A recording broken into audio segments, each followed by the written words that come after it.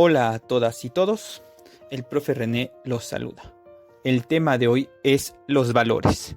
Como hemos visto, el problema central en filosofía práctica hasta el momento es lo bueno o lo malo de los actos humanos. Pero hablar de lo bueno o lo malo no debe ser a la ligera, pues según quién o quiénes, el comportamiento es considerado bueno o malo. En ese sentido, el tema de los valores abre el panorama sobre el carácter moral de los actos. El tema del bien se asocia al de la bondad o de la verdad. Ambas definiciones se aproximan al término de lo bueno. Para Gutiérrez Sáenz, el tema de la bondad está estrechamente relacionado con el acto moral, que debe ser de carácter voluntario y sin presión alguna. Por lo que se puede decir que al servicio del acto moral se encuentra la bondad. El tema de la bondad y su discusión es extenso, pero vamos a considerar la definición de Baumgarten, que dice: es la determinación voluntaria para hacer el bien a los demás. Podemos decir que tiene el mismo sentido que el de Aristóteles, pues Aristóteles propone el tema de la benevolencia en su libro La Ética Nicomaquia, libro octavo. Así, la construcción de un calificativo claro y coherente es en la acción donde se juzga. Por ejemplo, cuando algún compañero o compañera regresa algo que no le pertenece. Un dispositivo móvil, una cartera, una libreta, etc. Por lo que la acción voluntaria ayuda a estimar si el acto mismo fue bueno o malo. Asimismo, podemos partir de que es en la elección y la decisión que tomó la persona donde se aplica un criterio estimativo, positivo o negativo. A la luz de esto, los criterios que se establecen socialmente conforman los códigos morales, las normas, las leyes, etc. Veamos un ejemplo. Cada código moral determina sus propios criterios para establecer lo bueno o lo malo, e incluso los valores que considera deben guiar a su sociedad. Ejemplo 1.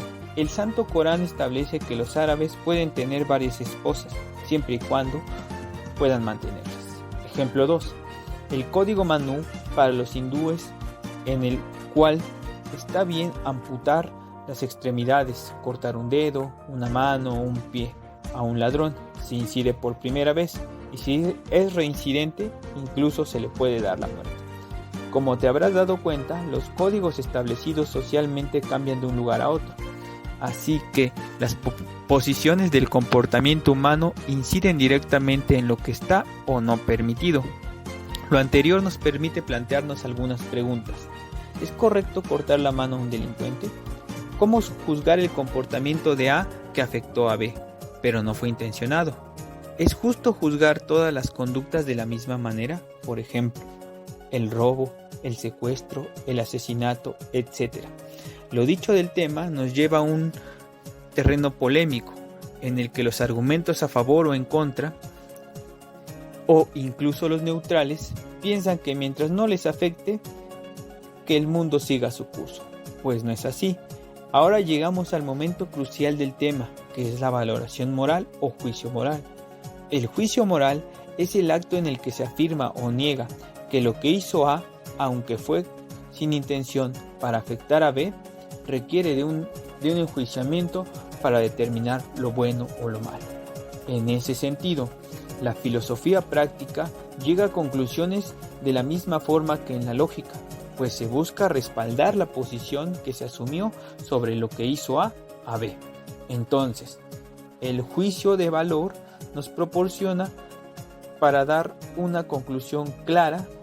Debemos tener razones suficientes para decir que fue bueno o malo.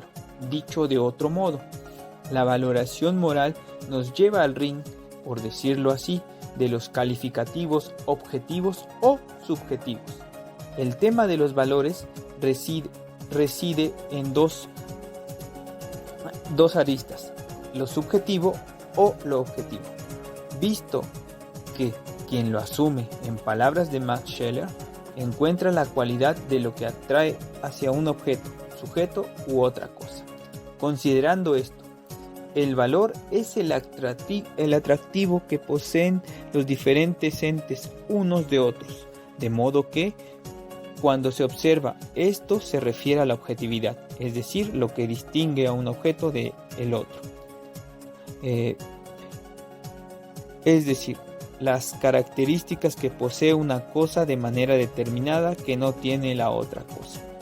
En el caso contrario, cuando atribuimos una serie de cualidades a un ente, decimos que creamos un atractivo adicional, por lo que en este terreno se le conoce como creación subjetiva, es decir, a esto se le llama valor subjetivo, no como un valor objetivo que está en sí mismo.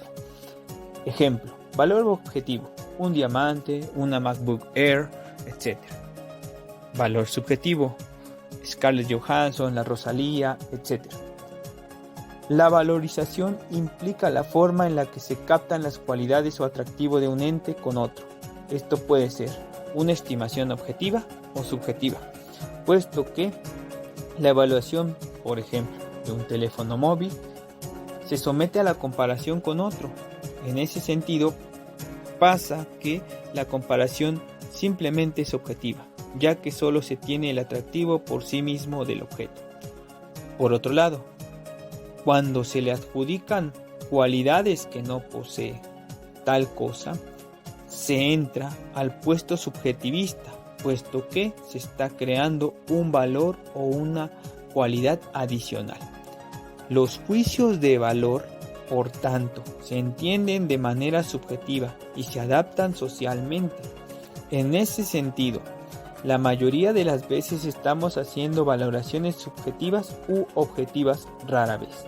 Por ejemplo, el punto de vista que se emite sobre qué plataforma es más simple, Teams o Google Classroom. Entonces, los valores pueden ser políticos, religiosos, culturales, industriales, escolares, etc. Así que la esencia del valor debe estar en congruencia entre lo que se dice y se hace en el comportamiento, de modo que se encuentran algunos aspectos esenciales del valor moral. Primer aspecto esencial: el valor moral perfecciona a la persona en cuanto a su identidad, pues es algo que siempre va a estar practicando. Número 2.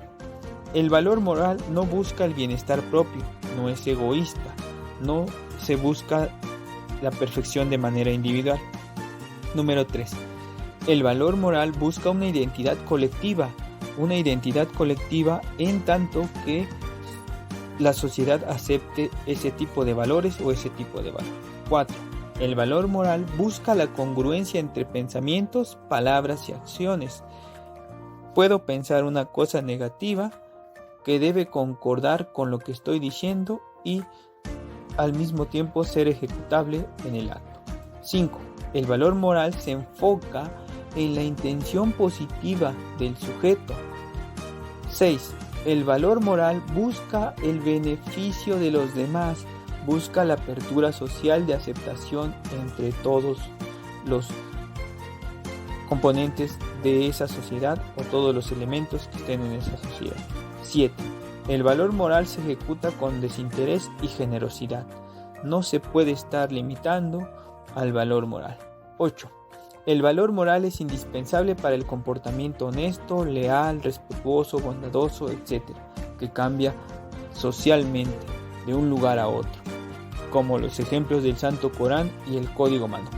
Para cerrar el tema de los valores, es indispensable que el ser humano o que toda persona considere sobre todo en cuanto al comportamiento que socialmente es aceptable, es decir, la construcción de las bases de la conducta se radica en los valores y al mismo tiempo definen los códigos que se deben seguir. Por ejemplo, de manera respetuosa, responsable, libre, honesta, generosa, entre otros. Pueden ser algunos ejemplos que son importantes en una sociedad, pero no en otra. Es decir, los valores dependen de cada sociedad y de cada lugar en el que sean aplicables, pero de manera particular. La congruencia tiene que llevarnos a una ejecución de las acciones responsables, honestas.